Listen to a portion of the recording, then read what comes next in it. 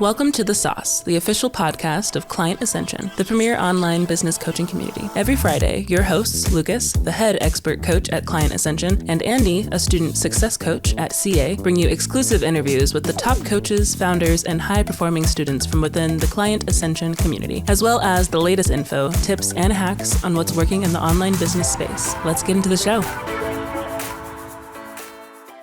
What is up, and welcome back to Client Ascension's The Sauce. I'm Lucas, the head expert coach, and I'm here with Andy. Hey guys, and I'm Andy, the head student success coach at Client Ascension. Yeah, today's going to be a cool one. We got some interesting updates. So there's been a few shakeups at CA and even more are coming soon. So we just hosted the incredible, legendary Dean Graziosi for his talk, The Game Has Changed. It was absolutely fantastic, really, really well done. I think the students got a lot out of it. We're looking to get some more guest coaches coming in ASAP, always looking for new people that kind of are experts in their industry to provide as much value as they can to the students. We just did a big visual overhaul to the Kajabi, made it way cooler. I made it way cooler. And we have a number of other things planned for the Kajabi I think are going to be really interesting for everyone. And of course, as we've mentioned previously, we still have the Tampa event in October coming up. It's going to be fantastic. There are tickets available for that both on all of the Client Ascension founders' Twitter pages. And if you're in Client Ascension, keep in mind you do get a discount. You can find those discount links in the announcements channel. I believe it's $500 off for some of the tickets. There's both standard and VIP. VIP is definitely the move. It's you can ask anyone. Check out Andre's YouTube channel to see just what those VIP nights are like. Students get a hell of a lot out of it. So.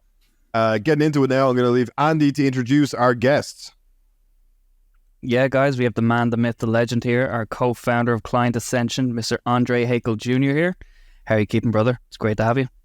Dude, I'm so pumped to be here today. I've been a fan. I'm like a closet fan of this podcast, which is funny because I'm one of like the co-founders, right? But like you guys obviously took the initiative to start this on your own, and I'm a fan, dude. And I feel like almost like just I shouldn't be here, but I am, and it's just really cool to be here with you guys. And I almost feel like I should have talked the entire podcast because I just enjoy. The audience can relate to this too. I just enjoy hearing you guys talk and chop it up. So, anyway, it's a miracle. I was going to say, yeah, it's shocking. Like I was saying, it was really funny when I listened back to the one we did with Connor recently on the email marketing podcast. And there's like 10 minutes of just talking about email marketing. And it's like we were all going red holding it in. Then we were just like, and Ireland, Clonmel, Tipperary. Like, and it all just came out from Guinness. Like, yeah. They all came out full at once. Drink. Yeah, it was great.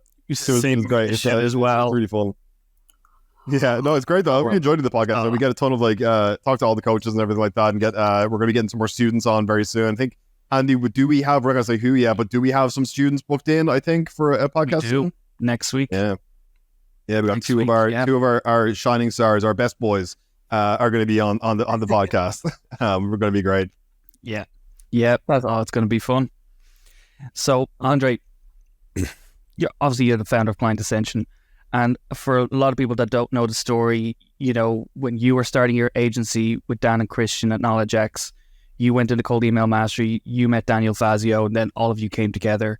Create this Client Ascension. What I think I'm most curious, how did that conversation go about? What was the moment the four of you were together and you decided not to only make a program for cold email, but for business in general, like top to bottom? Like, how did that conversation start and how did it become what it is today?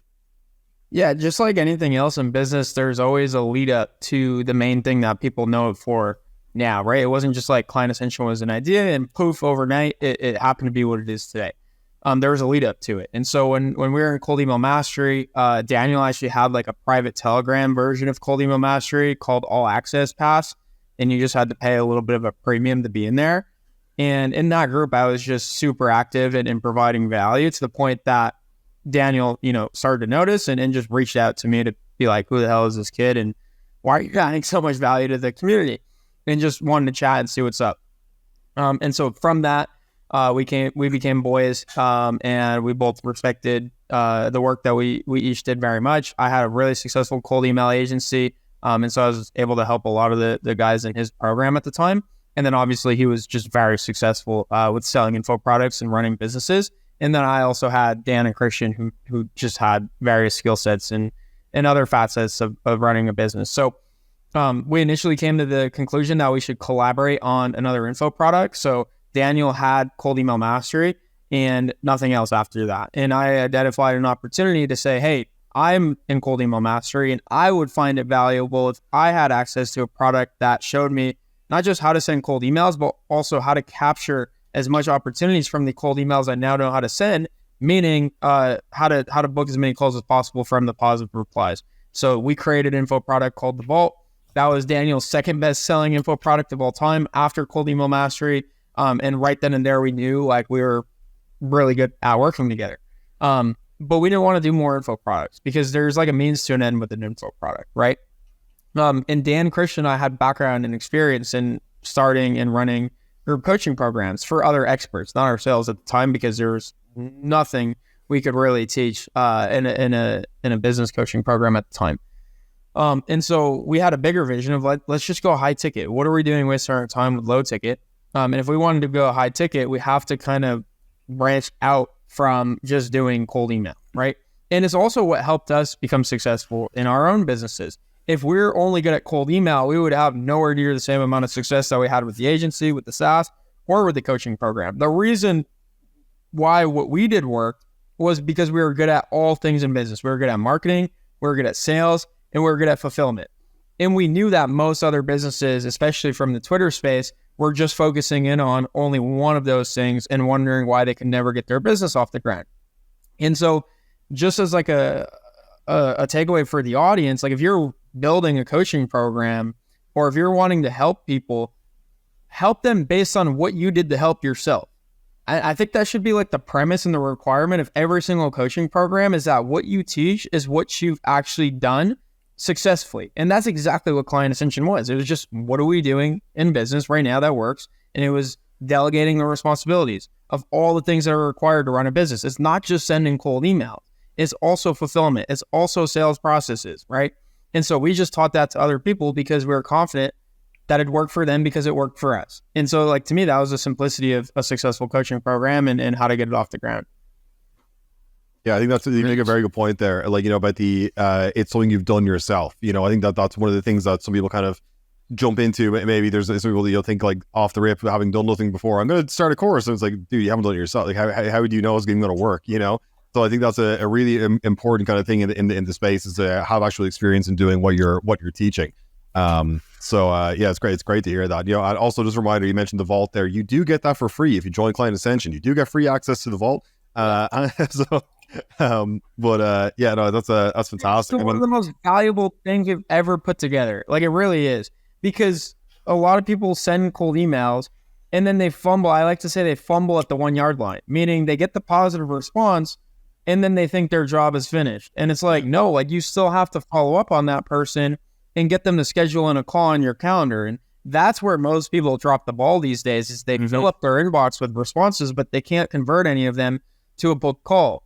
So on top of the Vault, we also have Ori, our response handling coach in Client Ascension, who does weekly calls where we can go through actual responses, and he'll like basically write the response for you based on what we know gets people to convert. So it's a big area of focus in our community.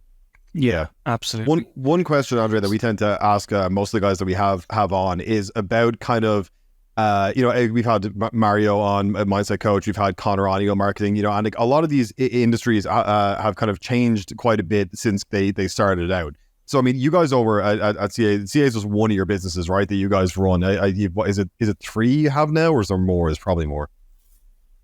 There's 3 businesses that we actually run. Okay. And they're all extremely, extremely successful. So if you were to start fresh tomorrow, kind of, knowing what you know now, what would you do to like kind of set up and start operating a business? Yeah, I think the first thing that you have to identify is an offer, right? Like, what is business at the core? It's providing a service or a product to help another person or the masses, right? And so if you're sitting there identifying like, okay, what service or product can I offer that helps people? Usually it's something that, again, you've done yourself to help either your own business or some other area of your life, right? You guys had Mario on. I listened to that episode, and he talked about how he got himself out of a very dark place. And that was before business was even a thing for him, right? So he used that experience and that skill set to then create a business around it, right? And it's the same thing that we've done. If you know my story about how we got in the cold email in the first place, I sent my first cold email 7 years ago to try to get someone on a podcast. I had no idea what lead generation was or what an agency was or what a sales process was. I was just trying to get someone on my podcast. And so because I found this channel that was effective in getting guests, high-level guests like Neil Patel and Guy Kawasaki and all these really big names on our podcast as college students, no-name college students, I could then translate that skill to other places that serve the business's needs, such as lead generation, right? And so if I'm starting a business, I want to identify what skill sets or past experiences I have that can serve other people and their needs and their pain points well. And then once I've identified what that is, nowadays, at least in this landscape and knowing what I know now and having run a coaching program, an agency, a SaaS, the first place I'd start is with an agency that's as productized as humanly possible. And so that's what I've been telling a lot of guys in Client Ascension, especially, is like move towards productized businesses because they scale a whole lot easier. And it's not easy to do, but if you can productize your service or your agency, you actually now have an asset or a business that doesn't require you to go out and start a SaaS. Because the reason we started a SaaS is because our agency was built in a way that wasn't really exitable. We couldn't sell that business because it wasn't productized. Every time someone signed on, there was a new system that we had to follow. And even if we wanted to sell it, we could sell it maybe for a 1 or 2x multiple. That's no fun. And so why do people get into business in the first place? It's to help people, but it's also to create enterprise or exit value. And we couldn't do that with the agency, and we can't do that with Client Ascension. And that's not the point for either of those businesses. So that's why we brought in the SaaS company. So if I were to start over, I'd just do a productized agency that runs like an agency, but also like a SaaS, and also mixes in coaching as well. And I'd go all in on just that one thing. And so I would take aspects of all types of models. I don't think you just have to stick to one. I think there's something that can be taken from each, right? And an example of that could be like a content marketing agency, right? That makes YouTube videos for info product owners and coaches and consultants. And so how do you productize that? Well, you make it really simple. Maybe you just do the thumbnails, like you're just a thumbnail agency, or maybe you're just the editing arm of the agency. How do you make it into a service or like a SaaS? You can build out a project management system that's so good with analytics and all these other things, and make that part more attractive and automate it so that it's not required for you to do the fulfillment most of the time. And then how do you make it coaching? Well, in addition to the service and the different tools you give the person access to, coach them on how to now get the most value out of your service. We did that at Knowledge X, and it was a game changer for us. Not only did we generate cold email leads for people, but we gave them an entire training and education platform that they had access to on how to manage their sales process after we did our job. And so a lot of guys in Client Ascension, they'll have a cold email agency, they'll get the person results, but that person churns because they couldn't close any of the calls that the agency booked for them. And that has nothing to do with the agency, or at least that's the story you hear these agencies telling themselves, but that's not true. You could have controlled that by bringing in these other aspects of the different business models we run. So long story short, and you guys can cut me off at any time because I like to ramble. But long story short, like we run all of these different business models, but really, if I'm starting from scratch, I'm running all different aspects of these business models to promote just one thing. Yeah, I think you mentioned a term there. You said control. I think the different aspects. And I think that's a very important part of kind of a lot of deliverables as an agency, right? Is that I see this a lot with like I think why the growth partner kind of model is so tough is because if you want that to be effective, as you said, you can't just get them the leads. You can't just, like, because they don't have a sales training in place, or a sales team in place, or the one they have isn't good. You then have to control the sales side of things, and then like when it comes to fulfillment, you have to be kind of some sort of oversight in that as well. It's like you have to have a like deep understanding and control over every part of the process in order to get a kind of larger end result, which is why I think, as you mentioned, like productized services are definitely becoming more popular, which are kind of more focused towards a singular aspect of that you have full control over. As I said, if you're going to do like a thumbnail agency, is like you can like control obviously the design, the look, and then the kind of metrics they're going to get as a result of these improved thumbnails and things like that. So yeah, just having control over as many parts of the agency as possible is definitely, I think, a really key kind of takeaway from that. Yeah. And dude, I mean, I would say the growth partner model is the last resort if I were starting out again. I strongly disagree with that model for lots of reasons that we could get into on this podcast. But really, what is the growth partner model? Well, really all it is selling a high ticket agency service that has really no defined deliverables, meaning that you're just charging high ticket to do everything that client now wants you to do, whether it's all of their marketing or all of their sales or all of their content and social media. And so there is no definitions to what the scope of work is, which means you're a slave to that client. Yeah. And what gets people into the growth partner model is the fact that, you have as little clients as possible with the same amount of revenue if you had 100 clients with another agency, but it's just saying you have multiple jobs. You only have 2 or 3 full-time jobs rather than having an agency that's productized and can run without you. Yeah. And so it's not about having more or fewer clients. It's just about having a business that runs like an actual business, meaning it doesn't require you as the owner to be there at every single turn, right?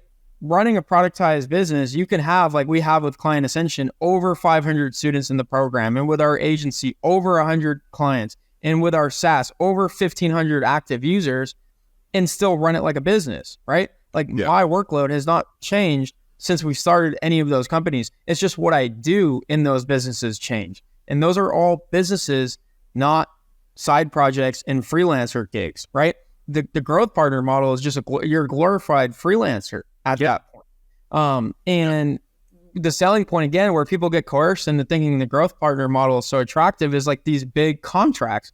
And all it is saying, hey, this person signed $120,000 a month contract for me to be their client, but all they're saying is they agreed to $10K a month for a year. But how often have you got into a contract with someone that committed to a year but opted out because you couldn't fulfill or because they wanted to go in a different direction? How often does that happen? I know people in the audience watching this may have been in multi-month contracts that didn't actually pan out that way. What's going to happen when that person wants to churn early? They're just going to churn. Will you have illegal fees to fight it? No, never. And so I'm not really interested in playing that game of like selling people on the fact that they could get 6-figure clients by being a growth partner, because it's misleading. And it's also not going to get them to build any enterprise value, right? No. You're a glorified contractor, essentially. Yeah. You know, Andre, one question that I think is something that as well, when it comes to business owners, again, in the agency space, and when it comes to like operating their business, is really that threshold and that point of when they should probably make their first initial hire.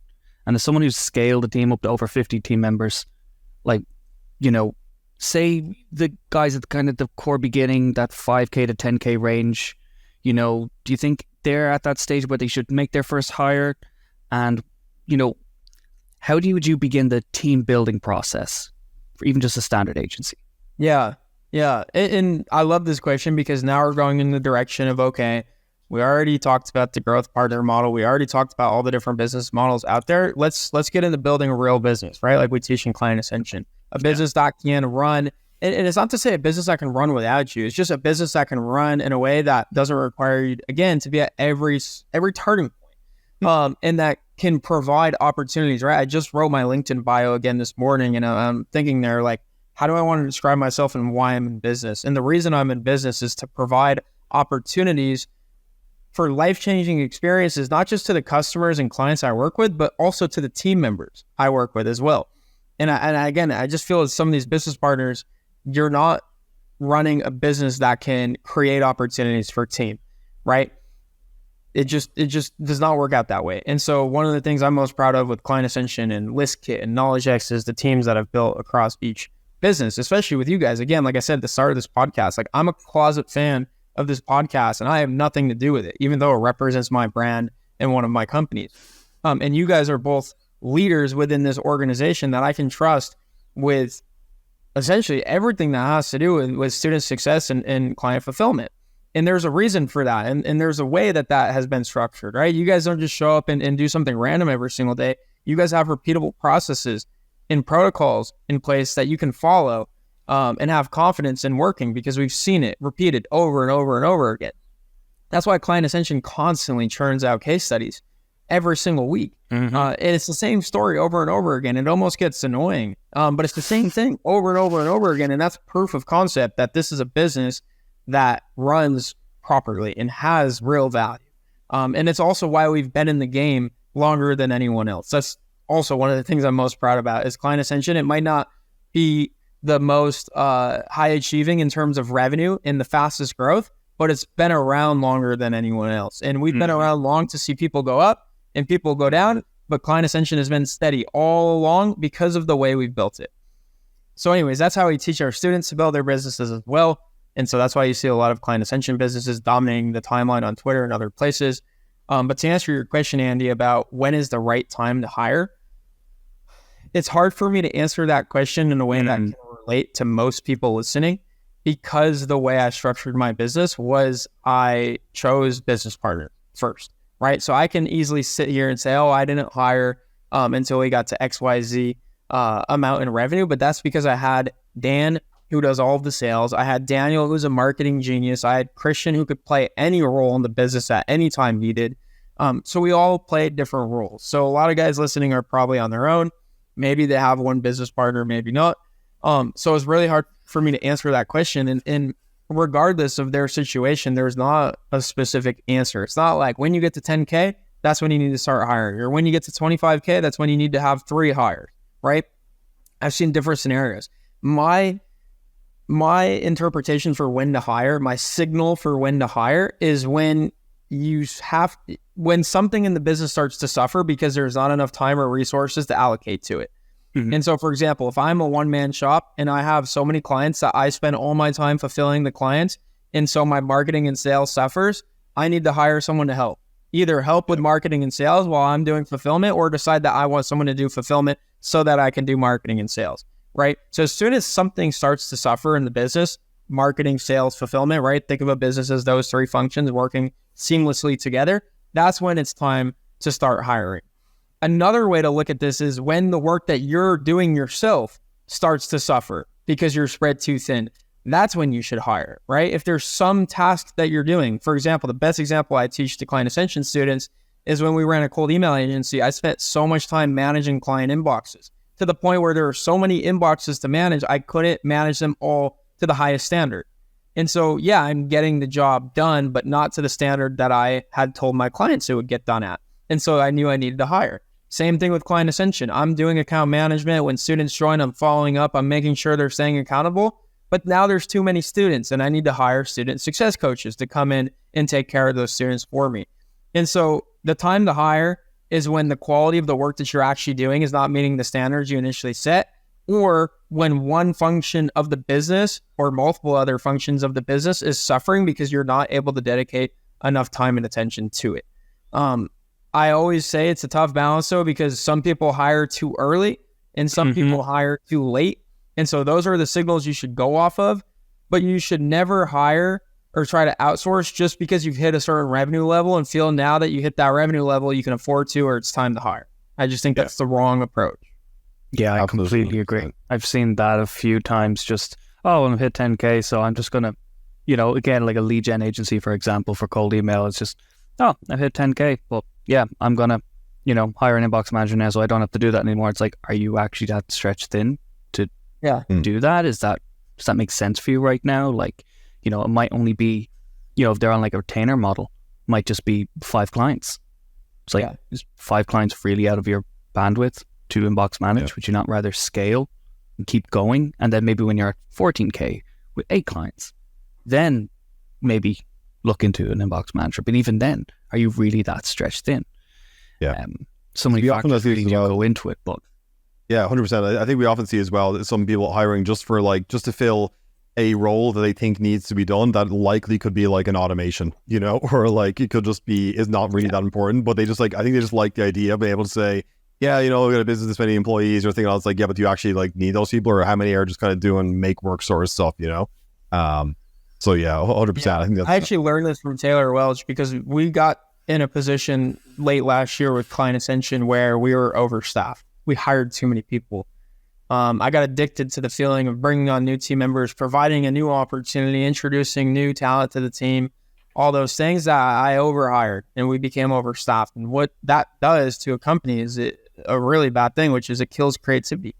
And it causes confusion within roles and departments of what they're really there for, right? It causes stepping on toes. And so I caution people against overhiring and hiring too fast and getting to a similar point where you're overstaffed. And it starts with you as well. Like, I think a lot of people have this pipe dream that like them as the founder or the business owner can sit back and kind of just chill, where that's never the case. Like if you look at any good leader in business, like Patrick Bet-David or Gary Vee, like they are workhorses. Yeah. And they understand that it starts with them, meaning the rest of their team is going to follow in suit to the amount that they are working. Whereas a lot of people have the wrong idea of thinking like hiring is just going to make it so that I can go, on vacation this summer and be off Slack forever and only be answering emails and spending 4 hours a week, right? 4-hour work week. And that's just not the case. Hiring is to provide opportunities to other people and then for you to level up within your organization. So if you feel yourself is not being creative when you're forced to be creative is when you have too many things on your plate, right?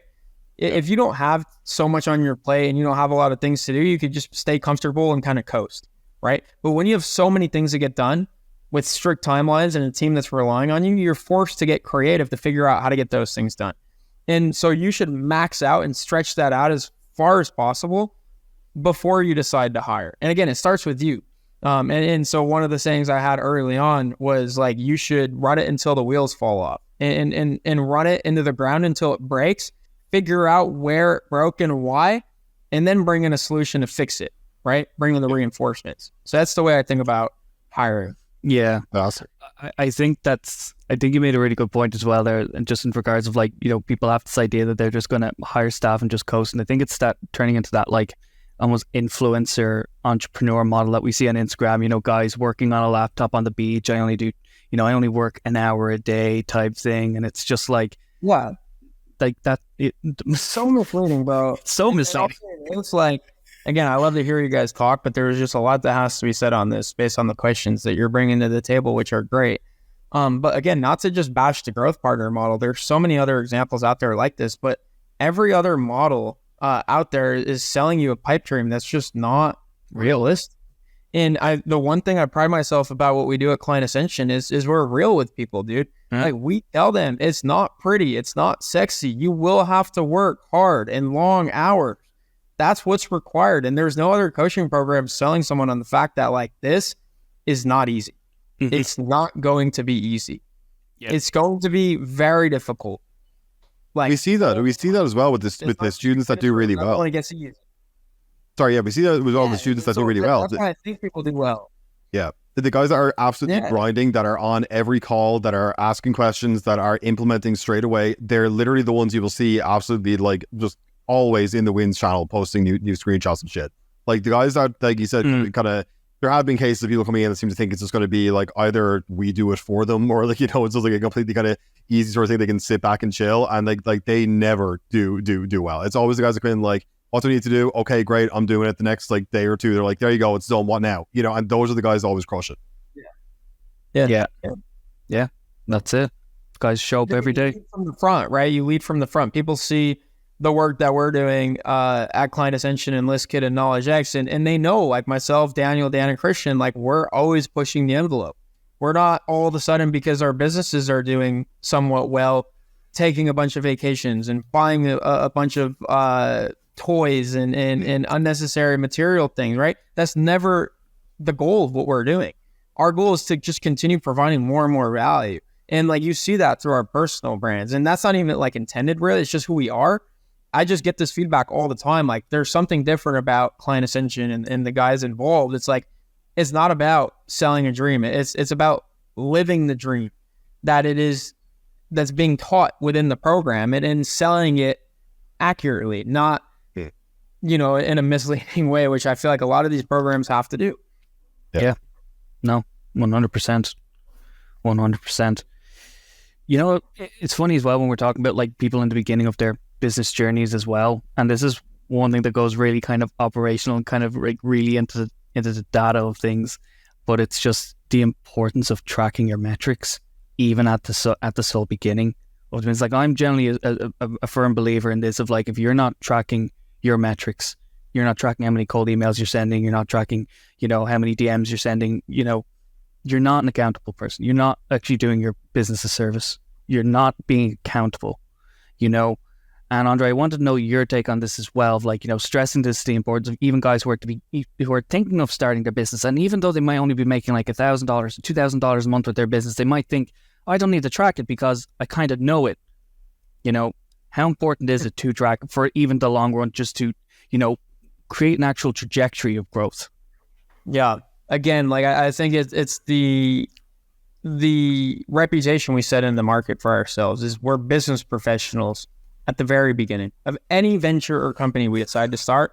Day one, we show up as business professionals, which means we do things like a business professional does. This is not like a joke, right? This is not just a casual freelancer job. It's not a casual agency that's just off to the side. Like, this is our career. And Daniel's been putting tweets out about this recently too. It's like most people in our space are just so foreign to like the concept of what real work looks like because they never had a job in the first place, right? 8-hour work days, 30-minute lunch breaks, right? Like actually dialed in and dedicated to the work that they're doing. It's just such a foreign concept to people in our market. And I'm happy that we're at least ones that are educating people away from that misbelief, right? And so tracking your numbers is just something that successful business professionals do. And so just because you're not at that level doesn't mean you shouldn't track your numbers. It's like, it's funny because people are like, I'm not there yet. And it's like, well, actually, that's the thing you need to do to get there. And so you'll never get there because you're not doing the things that got the person there in the first place, such as tracking your numbers early on.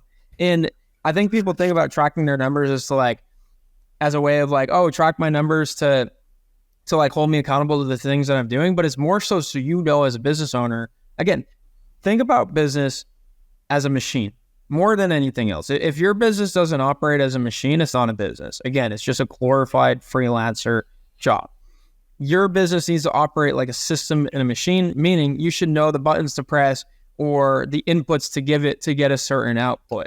So a lot of people, they'll go into business, they'll throw a bunch of stuff at the wall, they'll sign some clients, and then they won't even know why they signed the client. And then they'll start losing clients, and they don't even know why they started to lose clients because they're not tracking anything. And so right in the beginning, you should track everything. Track how many emails you're sending, how many DMs you're sending, how many check-in messages or reports you're sharing with your clients. Like, there's things that need to be tracked. And that's one of the best things we ever implemented at Client Ascension. If you guys talk about it on some of your upcoming interviews with students, I'm sure they'll say the same. But those business health audits that we do every single and it's such a simple track. But I mean, Andy, you can speak on this as a student success coach, like the business health audits. Like, what are those like? So the business health audits are a monthly conducted meeting where basically we take all of your facts and figures over the past month, tracking everything from your cold emails sent to your DMs, to your sales assets posted, to what's going on in your pipeline, to how many calls you had, how many calls showed up, how many deals you closed. And the importance of all of this is that it identifies where any weak links in your business are.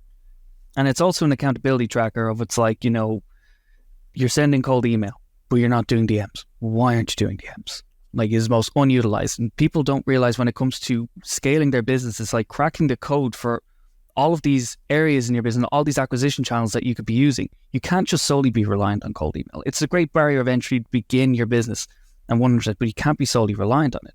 You need to test multiple times with your offer and the messaging in your offer of how to crack cold email. And then when you've cracked that code, brilliant.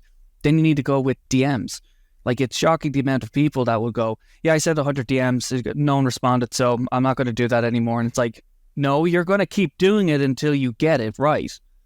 Like, that's not how this works. You keep going until eventually it's like, okay, now I know if I send 300 DMs a month, I'm going to get 3 or 4 booked meetings. It's like, perfect, because sending those 300 DMs, as tedious as it can be, that is what's going to bring in 3 or 4 calls additionally a month.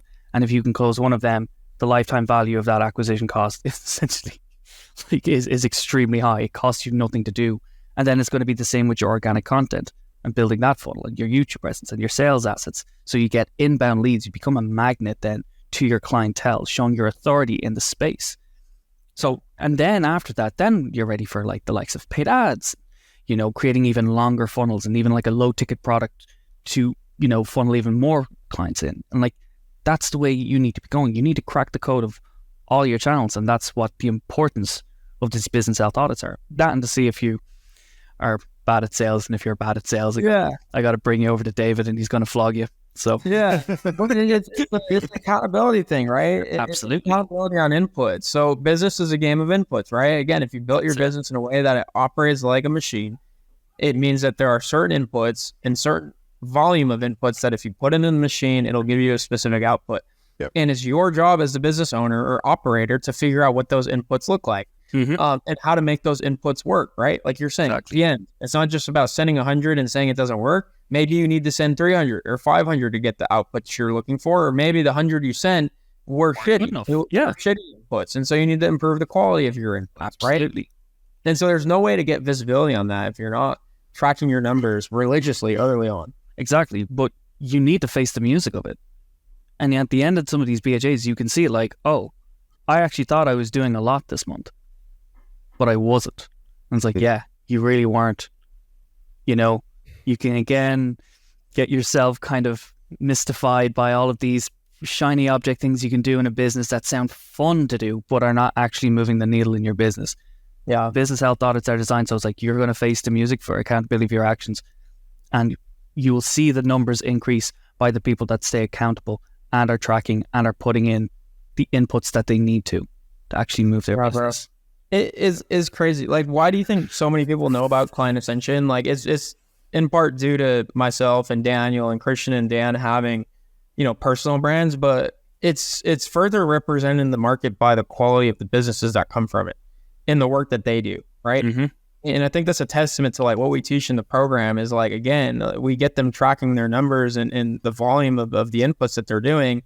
And that shows up in the market. Like people come across Client Ascension agencies and they know where they came from because of the work that they do and because of the way that they carry themselves as business professionals. And so I think that's so important with tracking and knowing what works versus what doesn't work and knowing that also you have a student success coach, essentially an accountability officer that's going to be there waiting for you to report your numbers. And one thing I love that we do is we survey our community at the end of every month. So we know how many cold emails people are sending, how many inboxes they're setting up, how many DMs are going out.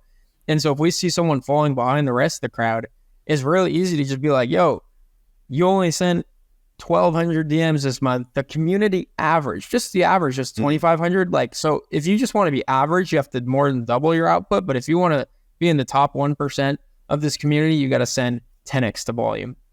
And so to give people real data and real metrics is such an advantage. Yeah, absolutely. So, Andrew, I know you're a big kind of organizational operations guy, right? You know, and I was always blown away by, even when I first joined CA as a student, how quick you responded to DMs and stuff like that, and just how on the ball you were with the community. And then, you know, as I started kind of working with you and seeing just how much stuff you were doing, I was absolutely mind blown by the sheer volume of kind of like day-to-day tasks you had. So my question is, like, when you're kind of running 3 businesses, you know, and you're so heavily involved in all of them, what does your day-to-day actually look like? And like when you wake up to go to bed, like what is that sort of schedule like? Do you have a set schedule? Do you kind of just do things as they come up? Like what's the plan there? Yeah, it's a little bit of both. I always reference this quote from Gary Vee, but he references himself as a firefighter, meaning he wakes up and he just puts fires out, and he doesn't know where the next fire is going to be or where it's going to come from or how big it's going to be. But what he does really well is he handles it. And so I kind of look at myself as the same way. I kind of just solve problems as they come up in the business. And there are some things that obviously that are set in place, like weekly meetings with specific departments and team members and with founders and with students and whatnot. But a lot of my calendar, my day is unpredicted because who knows what will come up. But the key to success there and being able to respond to problems proactive or reactively and not really knowing where my time is going to be allocated every single day is having a solid team of A players in place, right? Like we have at all of our businesses. And the reason that's important is because there's core functions of the business that even if there is a major problem or a major fire that you have to put out, the other things, the day-to-day things that are supposed to be happening in the business should continue undisturbed, right? And so I can't do that if I'm putting out fires. And so I'm grateful to have a team of A players, right? Across all the businesses, over 50 team members that can handle that. And so I rely on my team more than anything else. It's not like I'm managing multiple companies all by myself and I'm responding to every single problem and I'm in every single conversation. It's just not the case. I have an amazing team of people that I trust. Again, like you two, leaders in organizations that can own specific parts of the business, right? How Lucas owns the team of expert coaches. So even though we have 18 expert coaches at Client Ascension, I know that if I ever needed to get in touch with them, I could go through Lucas rather than going through all 18 of them. Or like how Andy manages the student success coaches, rather than going through each of the SSCs, I could just go through Andy. And I know he's got that team organized and under control. So it's having an amazing team, an expansive team, but also identifying and promoting leaders within that team as soon as needed, right? As organizations and departments within the business get bigger and bigger, you need to establish leaders that you can trust. Lewis has been another great one. Shout out to Lewis. He's kind of been my sidekick for a very long time now, especially on more of the done-for-you service side of things. But my day-to-day is really just responding to messages as they come up from team members and then working on, higher level projects that continue to take the business in the right direction. I do a lot of case study interviews. I ask a lot of questions. I talk to students. I think one thing most business owners miss, especially as they grow to a point that our businesses have grown, is they stop talking to customers. And I think that's such a mistake. And like one thing I always make an emphasis to do is talk to customers. So anytime someone joins Client Ascension, I personally DM them a week later asking how their first week in the program was. And just through that process, I've identified so many things in onboarding that could be improved, right? As you guys have seen, because a lot of those things you guys also helped with and went on to implement. And then every month I survey the community of what's working for them and what's not. And so I have a really good pulse as to like where we are at as a community and where the agency model is at or where cold email is at, right? So we can stay ahead of a lot of these trends that people are now seeing and then struggling with. And then also the team as well, like talking to team members every single week. Andy knows this. I've been meeting with him every single week one-on-one for over a year now. And we're just talking about students and what they're struggling with. And so I'm coaching Andy in his role. And one thing that really stood out for me there in terms of a learning was when we did the book study on unreasonable hospitality last year. Yes, and he talked about in that book, Will Geerdra talked about in that book how you have this urge to focus on the customer as a business owner, but at some point you're going to have to give that up and focus on the team and trust that the team can then go out and serve those customers, right? In the beginning, it's easy to just focus on the customer because there's not so many of them. But when you have 1,500 people using your software and over 100 agency clients and over 300 to 500 students at a given time in our coaching program, there's just no way I could make it all around as often as I need to. But what I can do is spend the quality time with my team, pour into my team, so much so that they can then pour into all the rest of the students. And so there's got to be a hierarchy. And I think I've gotten really good at, just playing my role in that, again, the way it's managed as a machine. Yeah, absolutely. Yeah, 100%. You mentioned there, like surveying the students about things. That's something that even I've done on calls, to just kind of like, even on my coaching calls, be like, is there anything outside of, what we're talking about here that you guys are struggling with, anything? And, one of the things that came up is that, we our coaches produce a huge amount of content, and there's a lot of stuff in the program. And some of the students were kind of finding it a bit tough to kind of get through that. So myself and Andy have worked on a little project that we're going to be announcing soon, that will hopefully streamline that whole process, give them kind of more of an easier flow through the whole initial stages. But, it's that sort of like speaking directly to people and saying, what are just the common things that I'm hearing that I think are really important? Another thing you mentioned there was being kind of in tune with the coaches too.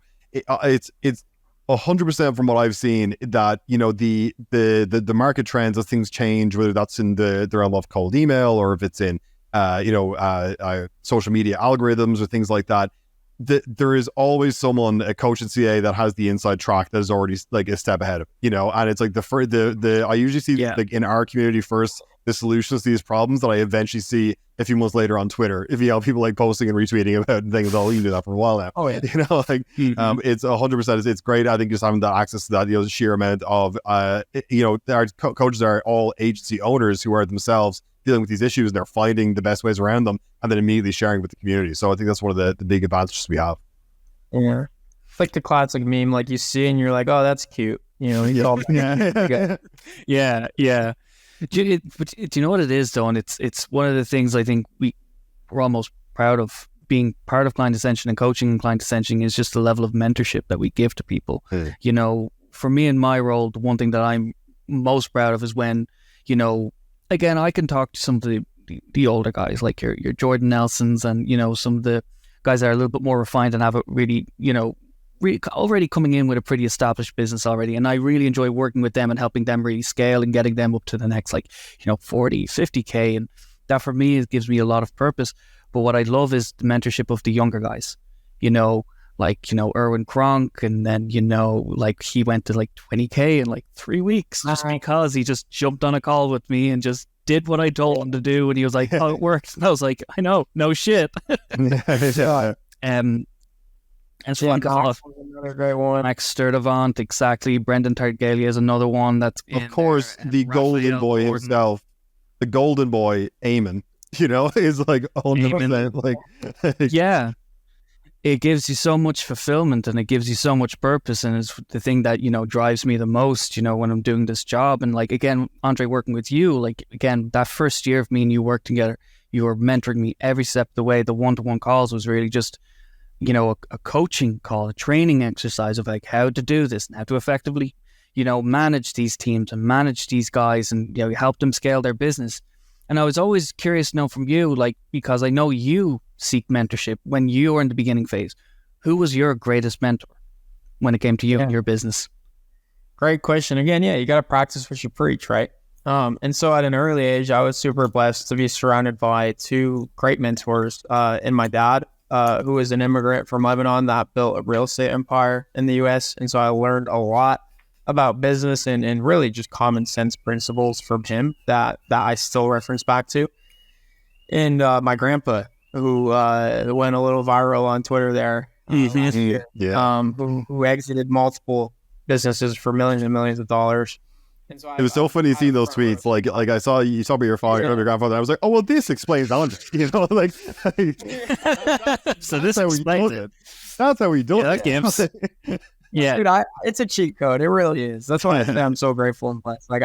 I've got a front row seat for my entire life up to this point, watching those two guys operate at just such a high level that it inspired me to obviously want to go out and do the same. And so at the very beginning, they were my two closest mentors, and still to this day are my mentors. But even more recently, guys like Taylor Welch, I really love his model and kind of the direction that he's been going in with his business. Cole Gordon runs a really similar model to what we're building at Client Ascension as well. And I posted it publicly. I think I even hosted a guest coaching call on this. But last year, we spent over $100,000 on coaching programs and masterminds. And I think it's a cheat code for me specifically because I don't join those programs just trying to get information as a student.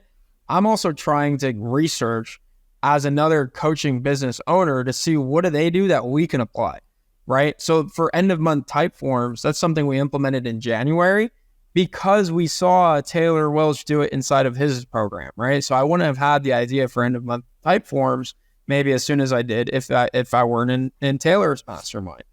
Or what we do on the sales team, learning all those things from Cole Gordon. And so I learn from others that I see doing it at a really high level. And I've always been that way. And I've always found different angles to get more value than the average person. Again, when I go into a coaching program or even when I buy an agency service, I'm not just there to get the service. I'm also there to see what is their onboarding process like. How fast are they to get me time to value, right? A thing that we measure in agencies. How quick do I get to value? When do they ask me for a testimonial? Do they ask me for a testimonial? What questions do they ask me on the testimonial interview? What additional value do they provide outside of just their core services, right?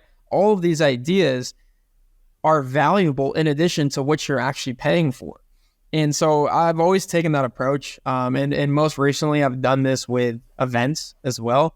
And so we've hosted some pretty baller events here at Client Ascension, like the one we talked about coming up in October will be the next one. And like, I've had no experience hosting events ever until just recently. And the first two that we did, we sold out over 100 tickets for thousands of dollars. We did one internationally in London. That was a smashing success, right? And the reason I'm able to do that is because I went to the events. I went to Gary Vee's event. I went to Myron Golden's event. I went to Grant Cardone's event. And I'm there, of course, again, to get the value and to learn from these guys. But I'm also keeping notes in a completely different area on how this event is being run, right? And I showed Taylor Welch at his last event, actually. We kind of bonded on this at his event in Colorado. It's like I showed him my notes on the event itself and the content. And then I showed him another note in my phone that I took on how they operated the event and different things they did to make the experience just so amazing. And that note was longer than the one from the actual content itself. And he thought that was awesome. And it's something that he could relate to because he does similar things. So I always learn from the greats, dude. I've never really come up with anything that's, an Andre original. And so I credit all my success to these guys that I've just had the privilege of spending time with and being around. Amazing. We usually kind of going to a wrapping up of these podcasts when I ask some of the other coaches like, what would you say to someone who's considering Client Ascension? But I mean, considering you're a co-founder, I mean, it could possibly be a little biased. Biased. Maybe just a bit. But maybe more so the question for you is like, who is Client Ascension for?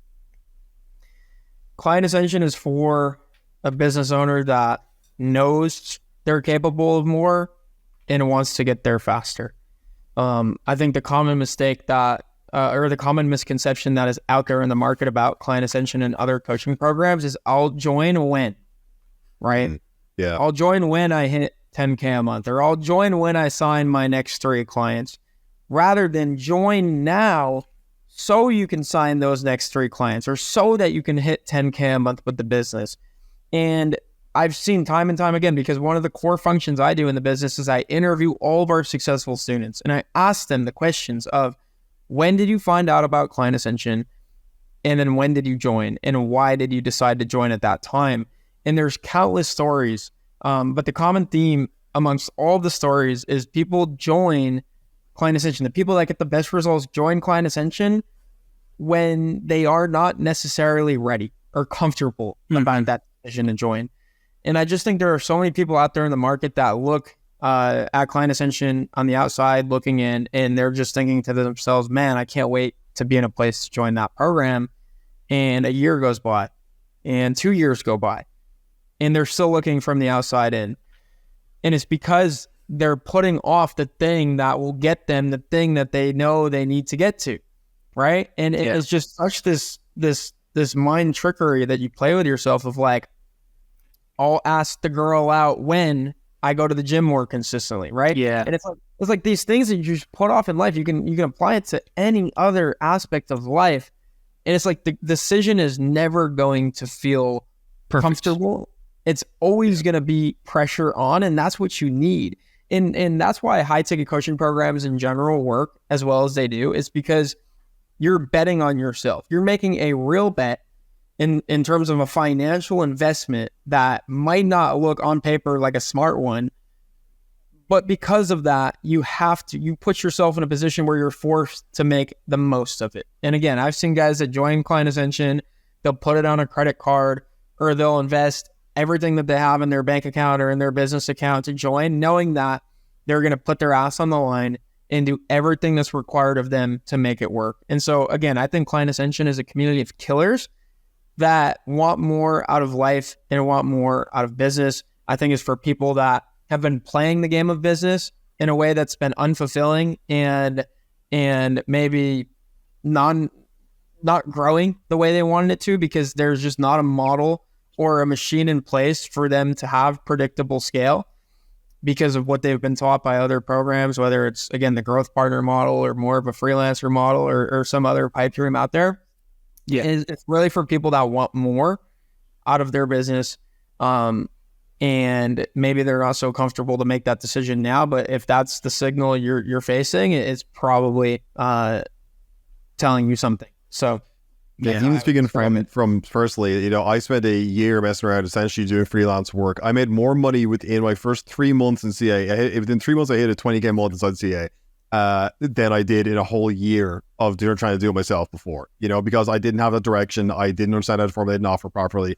I got on a call, Dan shouted exactly what I did at me, and I just did those things, and it just worked, it just like everything they worked. I was joke that I'm in charge of our Kajabi learning platform, and I've only gone through maybe 10% of it because within the time it took me as a student to go through, I'd already started signing clients, so it was way farther ahead. Yeah. It's an insane accelerator, right? Put it this way: if you can guarantee the result, for say Lucas wanted to get to 20K, that was always his goal with his agency. If he could know for certain that if he joined this program, he'd be at 20K in 3 months, how soon would he decide to join that program? Would he have waited a year to make that decision? Yeah, no exactly. Way. No way. Yeah. But the thing is, there's no certainty in life. So you always, especially in business is the ultimate form of putting your ass on the line and betting on yourself. And you have to be willing to do it. It's not just going to be one time that you have to do it. Like joining Client Ascension, you're going to have to do it essentially every single day. When others are not willing to bet on yourself, you're always going to be the one having to bet on yourself. And so start that trend now if it's not been a trend already. 100%. 100%. Listen, brother, thank you so much for joining us on the podcast today. It was genuinely a pleasure having you. Thanks for having me. Again, I wish I didn't talk as much today. No, dude, that was incredibly valuable. Incredibly valuable. I'm happy to hear. But shout out to you guys, really, because a lot of things I talked about in this interview, it's not possible without the leaders within the organizations that we've built. And so Lucas and Andy, you guys are absolute killers. I'm so blessed and grateful to have you as big of a part of our team as you are. And the audience, I'm sure, feels the same way, getting to tune into this podcast and get some laughs out of it and just get to know you guys more and more. Appreciate it so much, man. Really appreciate it, dude. Thank you. Right, we will see you next time, dude. Right, thank you so much. Thanks everyone for tuning in, and new episode out next Friday. Talk to y'all later. Bye. Peace.